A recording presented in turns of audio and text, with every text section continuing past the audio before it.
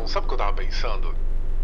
Sabe quando a gente é criança e os nossos pais chegam pra gente, pra conversar com a gente e fazem assim, a gente queria ter uma conversa com você pra te explicar que assim, como você nasceu? O seu pai foi lá e colocou uma sementinha na sua mãe. A conversa do sexo. A conversa do sexo. E que você é o fruto do amor de papai e mamãe. Já parou pra pensar que essa é a melhor analogia pra você entender a diferença entre uma fruta e uma verdura? Que? Essa é a melhor analogia pra você entender assim, pegar todas as coisas que você come e dizer assim, ok, isso é uma fruta, ok, isso é uma verdura. Por que você pensou nisso? Não tem nada com nada. Eu posso explicar agora, ou a gente pode fazer que nem da última vez e deixar a explicação pro final do episódio. Vai ficar pro final do episódio, é isso. Até porque é uma longa explicação. Ai, meu Deus, longa não, a gente quer a versão curta. Sai desse elevador, vamos começar esse episódio agora.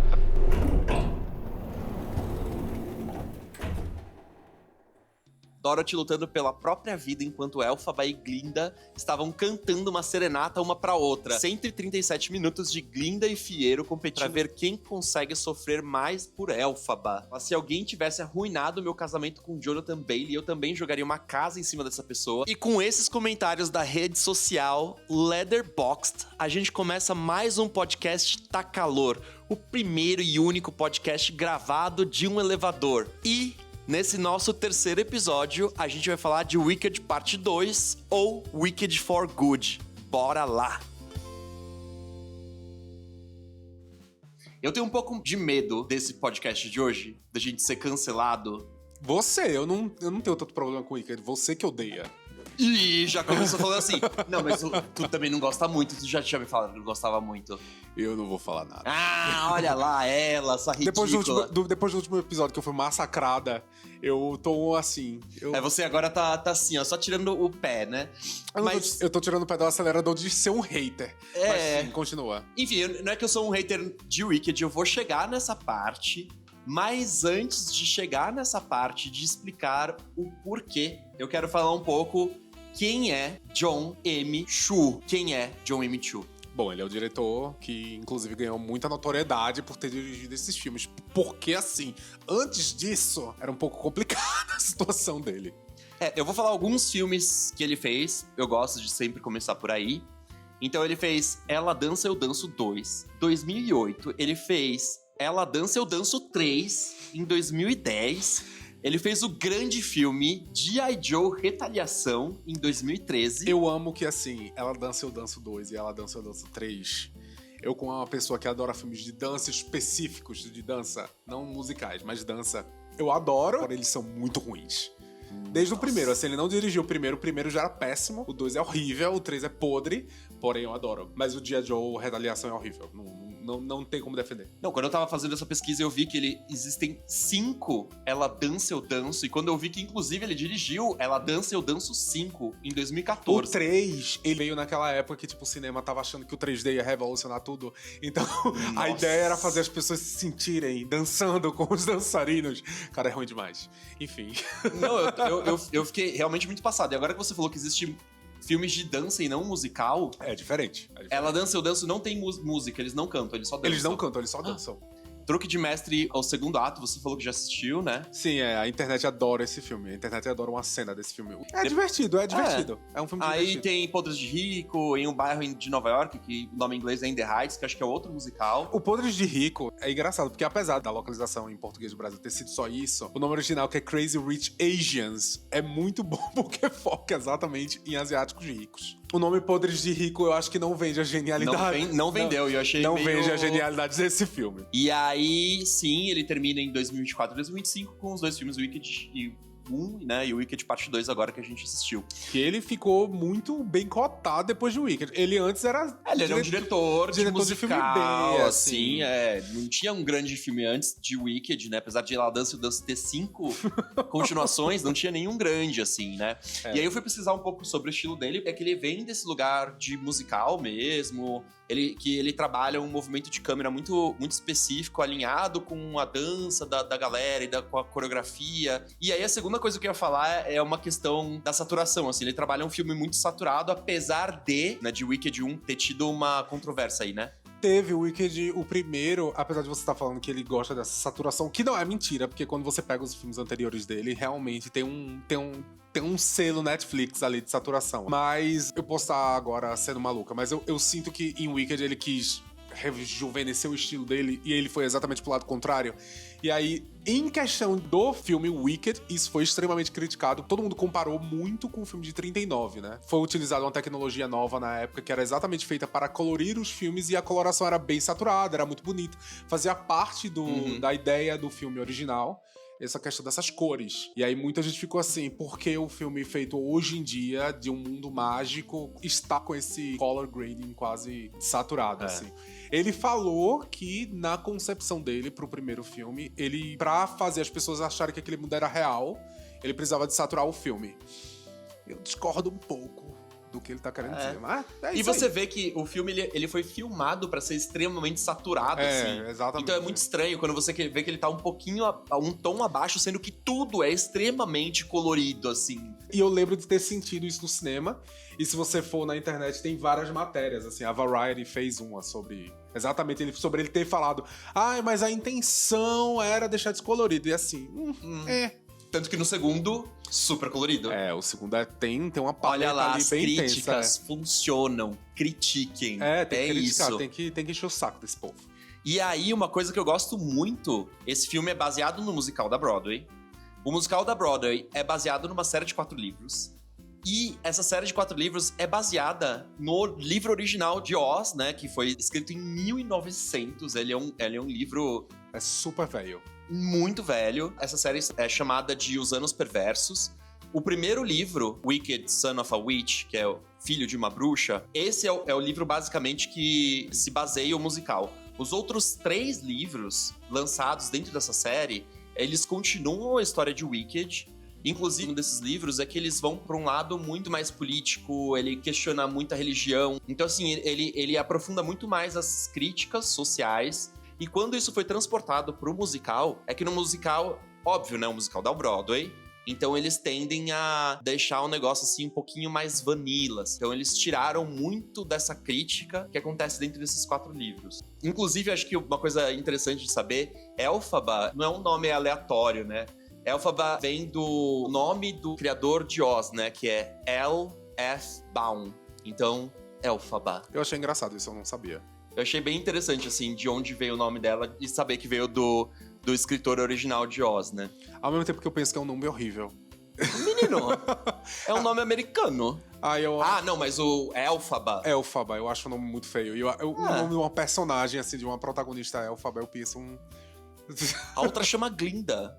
Não, e Glinda não, é Galinda, né? É Galinda, Galinda. Então, assim... São nomes bem ruins, assim. Enfim. É isso, acho que Enfim, tem gente que gosta. Tem gente que gosta. Você quer agora entrar no filme e contar pra gente o que é Wicked? Acho que vale a pena a gente deixar claro o que foi o primeiro. E aí entrar um pouco no segundo sem spoilers. Então, Wicked narra a história da bruxa verde do Mágico de Oz, que quando a gente assiste o Mágico de Oz, a gente só entende ela como uma vilã que tá ali. A gente não sabe muito bem quem ela é, a gente não sabe como ela surge. Então, Wicked vem com essa premissa de explicar como essa personagem surgiu, o que ela tá fazendo, inclusive, enquanto o Mágico de Oz, né, a história da Dorothy está acontecendo, o que tá acontecendo por trás dessa suposta vilã, que ela não é tão vilã assim. Então, o primeiro filme, a gente tem do High School, aquela coisa que é mais divertida, assim, da história da Elphaba, ela descobrindo que ela pode usar magia, até ela fazendo o grande trajeto e conhecendo o Senhor Mágico de Oz. E o segundo, a gente sabe que é a continuação dessa história. A Elphaba está putíssima com o que ela descobriu do primeiro filme, que o Mágico de Oz ele é um grande charlatão, e agora ela quer fazer justiça com as próprias mãos. Cara! É isso aí, tem que fazer justiça com as próprias mãos. Exato. Mesmo. Ela vira o Batman de Oz. É isso. E uma coisa que eu gosto entre Wicked e Mágico de Oz é essa inversão, né? Em Oz, você tem essa visão de que a Dorothy é extremamente a maravilhosa e a boazinha, e a bruxa má é isso, terrível e horrorosa. E eu gosto de Wicked, inverte essa lógica, né? Então ele traz o ponto de vista da Elphaba, ele humaniza a vilã da história original, né? E aí você vilaniza a Dorothy, por exemplo. Pra ser bem sincero, eu acho isso bem ruim. E lá vai, eu sabia. Ele começou o podcast falando, eu não vou ser contra, não vou ser Eu juro que eu tento, mas eu não consigo. Eu acho a ideia de Wicked meio ruim, assim, porque a história do Mágico de Oz, eu acho ela mais bonitinha a nível de... Tudo bem que a Dorothy, na verdade, era uma grande louca, né? Se você assiste o filme, você descobre que ela só tá fantasiando. O mundo de Oz, ele não existe no Mágico de Oz. Ela tá criando da cabeça dela e ela tá usando as pessoas que fazem parte da vida dela ali, tem problemas junto com ela, como personagens do Mágico de Oz. Quando eu assisto o Mágico de Oz, eu acho a história mais fechadinha e eu fico pensando assim, cara, eu não sei se precisava. Eu não preciso que esses personagens virem uma coisa. E aí, eu já tenho esse pé um pouco atrás com o Wicked, que eu acho que é cavar um buraco num lugar que eu não sei se precisa. Eu gosto dessa coisa de mostrar um outro ponto de vista e você reimaginar aquela história. É que nem fazer... Enfim, eu detesto usar Harry Potter, mas é que nem fazer uma versão que o Voldemort é do bem. E seria a cara da J.K. Rowling hoje em dia fazer uma coisa assim, sabe? O Voldemort, de repente, ele é do bem. Eu tenho absolutamente certeza que ela provavelmente tem um fake, ela já escreveu esse livro. Mas com certeza. Deve ter uma fanfic enorme dela. Ela deve ter publicado na Deep Web e a gente ainda vai descobrir. E aí, Harry Potter é uma menina trans, sabe? Exato, com certeza. A vilã. Enfim, é só um exemplo, mas eu gosto ainda um pouco dessa questão de troca. E aí, pra gente concluir essa parte, assim, meio que introdutória do filme, vale a pena falar do elenco. E aí eu já começo até a falar um pouquinho de alguma coisa que eu achei bom. Tá. Que eu acho o elenco do filme incrível, que os dois foram rodados, inclusive, ao mesmo tempo. Então a gente tem a Cynthia Erivo como Elphaba. E ela está incrível. Ela é bafo. Ela é bafo. Ela é bem assim, ela cantando realmente. É um absurdo. A Ariana Grande é tudo também. A Ariana Grande como Glinda também. É inegável a química dela com a Cynthia Erivo. Tem o Jonathan Bailey, que é um grande gostoso como Fieiro. Enfim, ele ali é muito personagem B já. Ele enfim, aparece a ideia pouco, do Fieiro pela peça, é ser um personagem B. Esse segundo, ele até tá aparecendo demais. Porque o espetáculo da Broadway, né, ele é mais focado muito mais na Glinda e na Elphaba. Mas é isso, né? Vamos agradar os héteros. Vamos jogar um casal. Não, e eles têm a música deles. Eles têm aquela música que eles fazem amor, igual eu estava comentando, que ele coloca a sementinha nela, igual os nossos pais. Essa história da verdura, pelo amor de Deus, chega. Frutas e verduras. Mas enfim, Jonathan Bailey como Fieiro, a gente tem o Jeff Goldblum como mágico, incrível também, super bom. Eu gosto muito dele também, porque ele tem uma cara de sacana. E a Michelle Yeoh como a Madame Marble, eu tenho alguma questão ali. Ela tá uma bomba, ela tá muito ruim. Eu não sei o que aconteceu ali. Gosto muito da Michelle Yeoh, mas também assim, eu amo ela. Está uma bomba nesse filme. Eu acho que talvez do casting ali é a única coisa que não deu certo, mas acho que é uma personagem, sei lá, alguém eu me encolhi. Conseguiu. E o pior é que na peça, a Madame Marble, ela é uma questão, assim, ela é um né? evento, ela é um evento. E a Michelle Yeoh, ela não canta.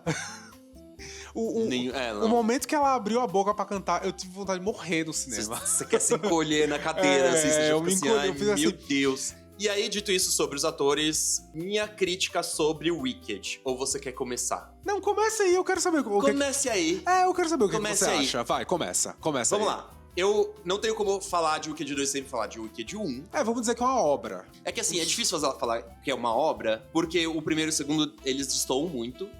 É uma história bonita, mas eu acho uma coisa meio... Como eu posso dizer isso, assim? Meio Taylor Swift, assim, sabe? Tipo, um prato de macarrão meio com aquela cara meio sossa, assim. Então, assim, as músicas são lindas e... Da primeira parte, pela segunda parte não vou nem entrar lá, porque temos um problema.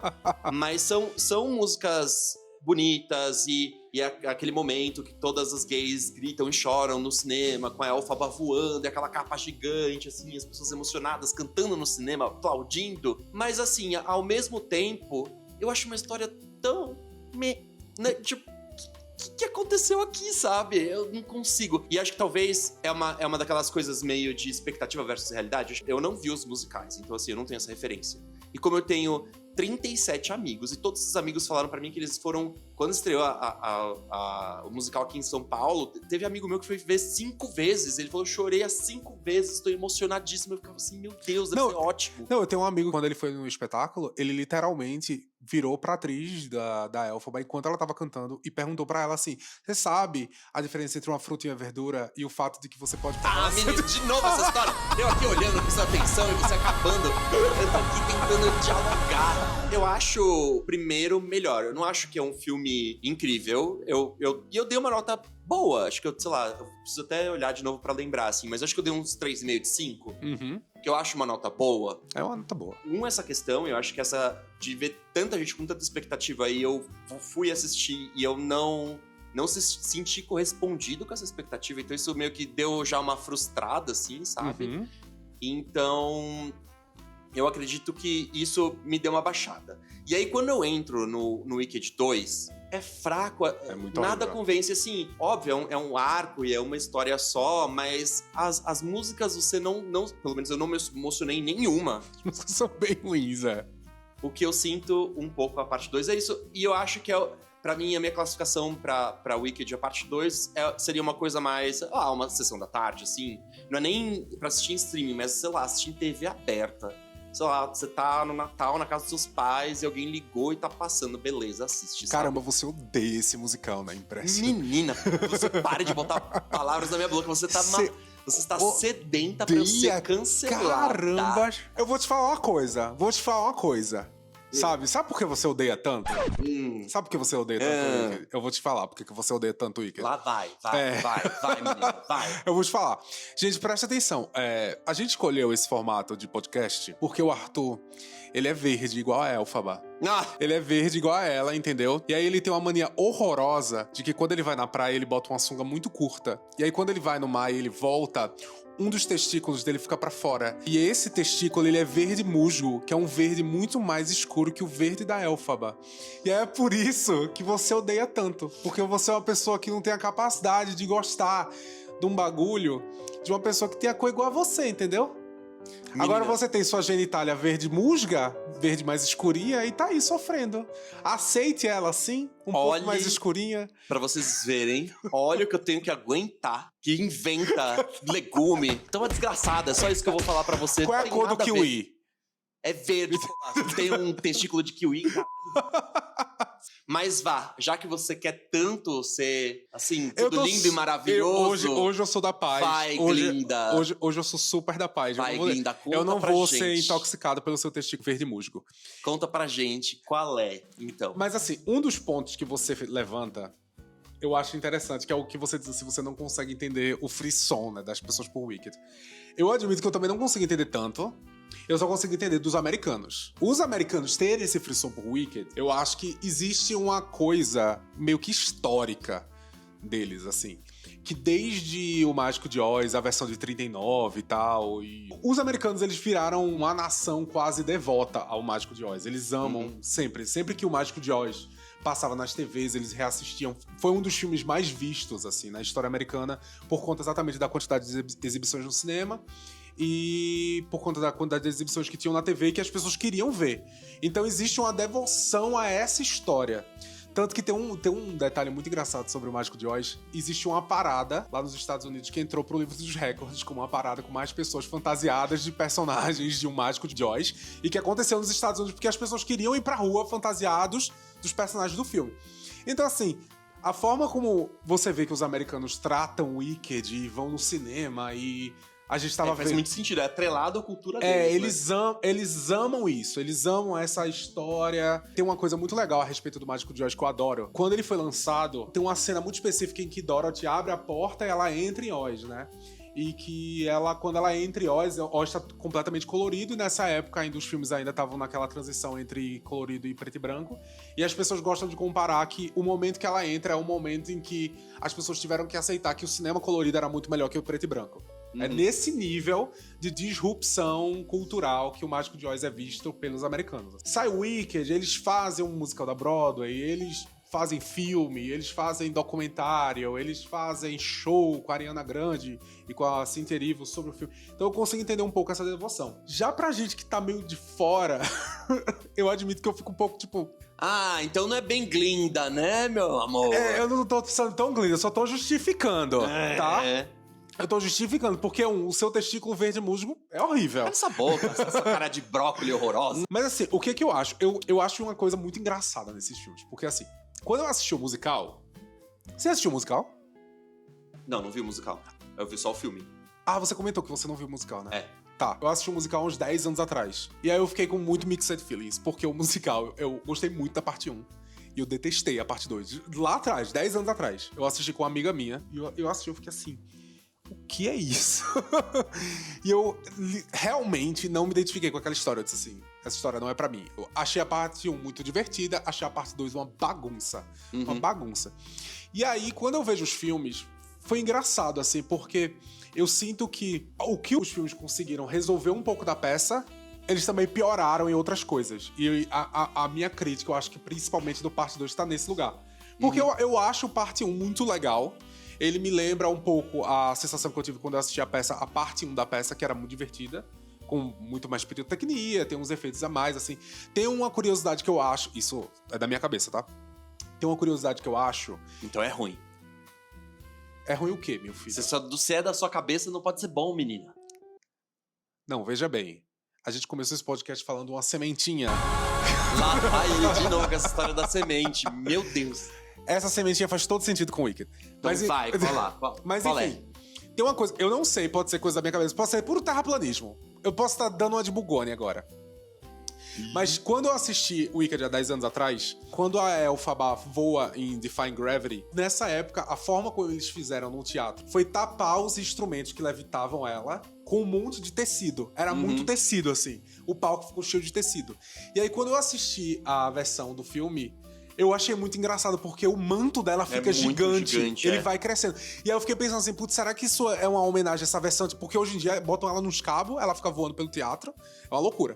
Aí eu fiquei pensando, putz, será que esse manto dela gigante é uma homenagem a essa versão antiga de como eles faziam ela voar? Enfim, é só uma coisa que eu fiquei, será? Faz sentido. Mas enfim, o que eu acho do segundo filme? Do segundo filme, eu já sabia que era ruim, porque eu já não gostava.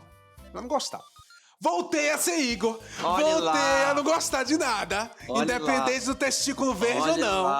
Olha lá. Porque é isso, eu tenho um testículo verde, você tem 2. Deve ter até um terceiro, assim, ó. Os meus 3 testículos verdes. Enfim, o que eu não gostava que era isso. Eu achava que na peça era uma bagunça. A parte 2, acontece muita coisa. A Elphaba vai brigar com todo mundo. Aí depois elas têm um fieiro que vai pra não sei pra onde. Acontece tanta coisa e na peça fica um pouco desorganizado porque você, geograficamente e de forma cênica, é muito difícil entender o que tá acontecendo. Pra onde os personagens estão indo, eles estão em Oz, eles não estão, eles estão na floresta. É uma correria pra cima e pra baixo, E aí eu lembro de pensar assim, ok, quando for o filme, eles vão resolver isso. Eles vão fazer assim, beleza, a gente vai poder visualizar os espaços, então vai resolver. Só que o que acontece? Como na peça isso acontece e você foca muito nos personagens que estão em cena e nas músicas que estão acontecendo, a gente esquece uma das partes que o Wicked tenta fazer de uma forma muito pobre, que é querer ser um manifesto político em defesa aos animais, em questões raciais. E o Wicked faz isso de uma forma muito pobrezinha, bichinha. E aí o que acontece? Até revirou o olho aqui assim. A bichinha faz de uma forma muito ruim. E aí o que acontece? Esses pontos no filme, pra mim, ficaram mais evidentes. O filme, para mim, parece que ele tá querendo ser mais levado a sério. Ele tá querendo que a gente sinta mais essa questão da luta contra a racialidade verde dela, que ela não é bem aceita, que ela é vista como ser... E aí eu acho que o filme faz isso de uma forma muito ruim, porque o texto não tá ali pra isso, entendeu? O texto tá ali pra Glinda e pra Elphaba ficar cantando. E acho que é por isso que é a diferença da parte 1, né? Porque a parte 1 é muito mais ela é muito cosmética. Suave. Ela é muito suave. É isso, é na escola, e acho que é aquela rejeição... E aí a parte 2 entra com... Enfim, tem um pouco desse drama dos animais, já na primeira parte e tudo mais. Mas a segunda parte, ela é construída em cima disso e tudo vira muito complexo, né? Eles tentam fazer muita complexidade. E a história não anda nessa complexidade. Ela não anda em nenhum momento. Quando você termina o filme, você não tá pensando sobre a luta da Elphaba pelos animais, ela querendo desvendar a corrupção que tava em Oz. Você tá assim, beleza, ela vai ficar com o fieiro... E as pessoas estão mais interessadas no trisal e tal. O texto não é complexo e eu acho que o filme tentou trazer essa complexidade, porque na peça ficava de segundo plano, e eu acho que no filme ficou muito ruim. Então, pra mim, é esse meu problema, assim, com essa segunda parte. Além do ritmo ser ruim, além das músicas serem bem meia boca. E é um pouco disso, porque lendo um relato sobre os livros, o livro ele é muito mais pesado nesse sentido. Mas é um pouco disso. Eu acho que faz até sentido do público não gostar, porque essa coisa da Taylor Swift, sabe? De ser tudo bonitinho e lindo. E de repente, quando não é tudo mais bonitinho e lindo, e de repente tem um fundo, vamos dizer assim, mais uma crítica social mais elaborada e faz teu cérebro sair, não é só um musical, então agora eu tenho que discutir os direitos dos animais e entender coisas mais profundas do que só o relacionamento a três dessas pessoas, sabe? Acho que muda um pouco o teor do filme. E acho que é por isso que, inclusive, as pessoas param de gostar da parte 2. As pessoas saem na parte 2. É isso, assim, sabe? É isso. Eu quero ver coisas lindas e leves. Eu não quero saber sobre e problemas. assim, eu não sei você, mas eu sinto que quando eu converso com as pessoas que gostam do Wicked, as pessoas estão gostando mais exatamente dessa aura superficial. O que isso não é um problema, tá? Nem um pouco. Eu literalmente nesse podcast falei que eu amava ver filmes de Ela Dança, Eu Danço. Mas enfim. Mas eu sinto que as pessoas querem essa superficialidade, e aí quando chega na parte 2 que eles querem discutir sobre muita coisa, fica tudo grande bagunça e... Talvez se o filme inteiro fosse construído de uma forma mais, vamos dizer assim, mais unissona nesse sentido, talvez não fosse tão gritante a diferença, Ou então, se eles tivessem escolhido o problema que eles quisessem tratar. Porque eles querem tratar o lance dos animais, eles querem tratar a corrupção em Oz, eles querem tratar a corrupção da irmã dela, eles querem tratar a Elphaba que não consegue usar magia e acaba fazendo umas coisas ruins. Aí as pessoas ficam contra ela. Aí a discriminação que as pessoas têm contra ela sobre a luta vira uma grande bagunça. São muitos temas em cima, assim, que você não consegue conversar sobre nada, né? Tanto que a irmã dela, coitada, se perde, assim, nesse filme. Tanto que eu admito que eu dou uma certa risada, assim, quando a irmã dela aparece, canta, dizendo que é a bruxa, aí cai a casa de cima dela e ela morre. Então tá, alguma coisa a mais na sua crítica? Deixa eu pensar. Sabe uma coisa que eu acho boa nesse filme? Quando você assiste eles, e aí você vai com o Mágico de Oz de 39. Olha como você é podre. Porque o Mágico de Oz de 39 é bafo demais. Você inteira verde. Não é só esses 3 testículos, mas é você inteirinha, assim, ó, menina. Sabe uma curiosidade muito legal sobre o Mágico de Oz de 39? Eu tô usando esse podcast basicamente só pra falar da versão de 39, fingindo que eu tô falando de Wicked. Que você é cinéfila ainda. É que, por exemplo, a maquiagem da bruxa era tóxica. E a atriz, mesmo assim, topou em usar. Menino, muito amor pela sétima arte. Ela era feita de cobre, e aí era, tipo, super tóxico pra pele, e aí a bicha assim, eu quero usar mesmo assim.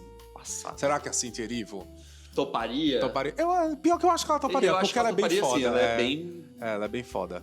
Então tá, vai conseguir convencer de uma coisa boa. Não, mas a parte boa vai ser quando eu falar a minha nota do primeiro filme. Porque eu dei uma nota boa pro primeiro filme.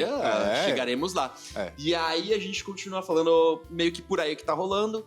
Se a gente for olhar lá no Letterboxd pra entender, Wicked Parte 1, ele encerrou ali o ciclo dele com 3.8 de 5, que é uma nota boa, mesmo pro Letterboxd.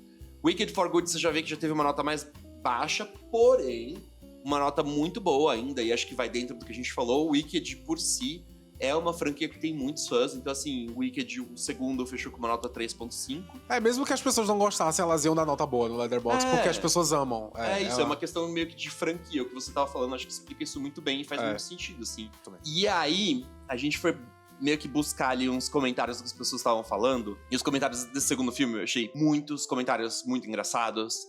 E então, um deles é Dorothy lutando pela própria vida enquanto Elphaba e Glinda estavam cantando uma serenata uma pra outra.